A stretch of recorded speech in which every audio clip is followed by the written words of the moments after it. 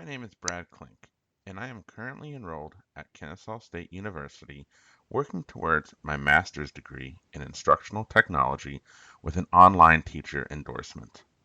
I currently teach culinary arts at Pope High School in Marietta, Georgia. The title of my capstone project is How a Flipped Classroom Would Benefit a Culinary Arts Program. Being an instructor of any lab-based class, such as culinary arts class or a science class, poses a few problems.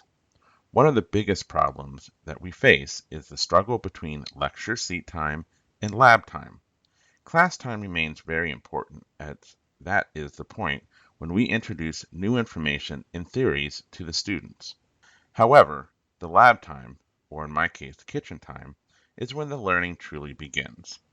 We can discuss and talk about different cooking skills or techniques all day long, but it is not until we enter the kitchen that students can apply the theory and truly gain knowledge through real-world experience of cooking. Not to mention, the students would much prefer actively working in the kitchen rather than passively sitting in the classroom. An additional problem in my school is the traditional schedule, meaning we see students every day for between 45 and 55 minutes. This just adds to the time crunch that we already face. Therefore, I felt introducing a flipped classroom would benefit my program. You ask, what is a flipped classroom? This is a great question. According to Edutopia, in this model of instruction, students watch recorded lecture for homework and complete their assignments, labs, and tests in class.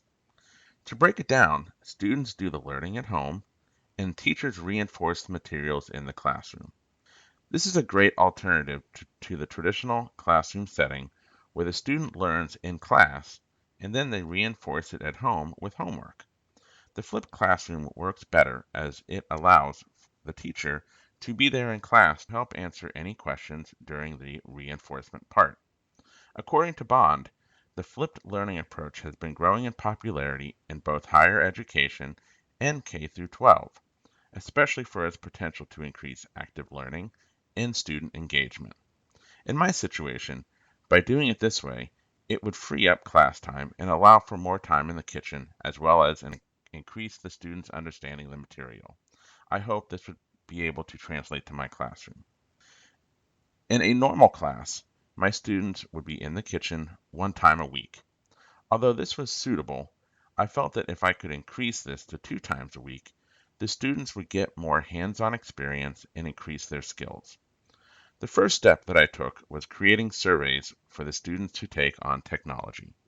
This was to get a sense of the availability of technology that my students had access to.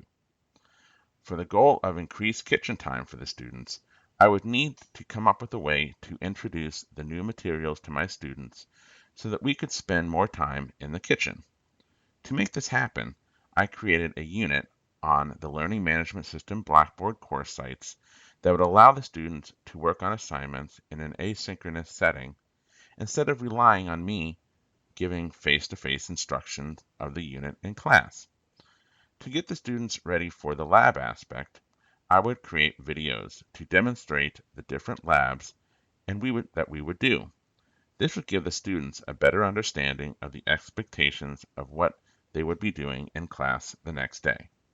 By using this method, we would free up class time and be able to spend more time in the kitchen. The 4 ways that I planned on evaluating the success of this project are: 80% of the students will improve their hands-on experience, proven by their scored lab sheets. The average will be compared with the classes from the previous year. 100% of the students will increase their time in the kitchen, completing up to 2 labs per week. This will be compared with the past year's classes used during the same unit. 75% of the lecture aspect of the class will be done in an online format such as videos, podcasts, and screencasts. This will be proven using videos in the learning management system. 10% of the students at my school will implement some aspect of a flipped classroom in their curriculum.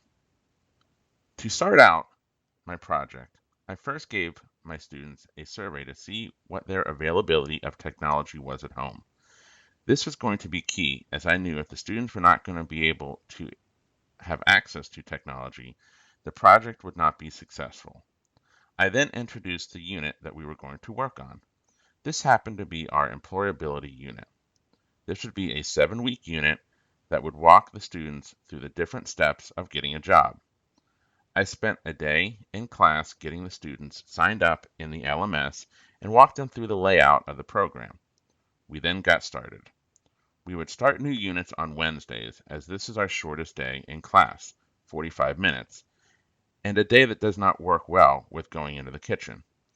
I would give the students the day in class to start working on the new unit. I would be there if there were any questions that the students might have. We would then go into the kitchen on Mondays, Tuesdays, and Thursdays and Fridays. These are my school's long days, where our classes are between 50 and 55 minutes respectively. On Sunday and Wednesday evenings, I would send videos to the students demonstrating what we would do the next day. These would be videos that I made and would take place of the in-class demonstration that I would normally do. Some of these videos included making omelets, pizzas, and peanut butter power balls. This would prepare them for the next day's lab. Flipped learning is an approach that has great promise to bring more technology into the classroom, help develop students' digital competencies, increase higher order thinking skills, and active learning time, promote problem solving, teamwork, and collaboration skills. In my experience in completing this project, I could not agree more. I believe that this capstone project went well. The flipped classroom format seemed to be a method that the students liked very much. In the closing survey I gave the students, the majority liked the online layout of the class as well as the extra time in the kitchen. The students did have some issues with some of the assignments, but most of those issues were small and could easily be fixed if used again. Although most of this project went well, there were a few areas that might make this not possible for sustained use. By having the students in the kitchen 2 times a week, it became very expensive.